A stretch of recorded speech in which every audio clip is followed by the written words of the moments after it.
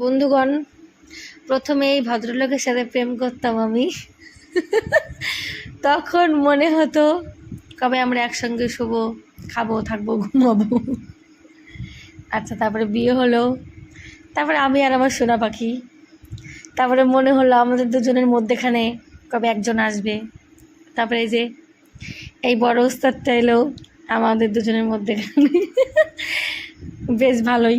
তারপরে মনে হচ্ছে একা হয়ে যাচ্ছে, আমিও একা, আমার ছেলে একা থাকবে, একটা ভাই বোন কারোর একটা প্রয়োজন। তারপরে এই ভদ্রলোক আসলো পৃথিবীতে, ঠিক আছে, এই বেরোচ্ছে আমরা চারজনা।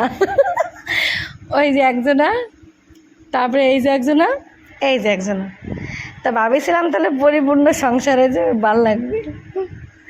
আর এই যে বন্ধুগণ আমার অবস্থা,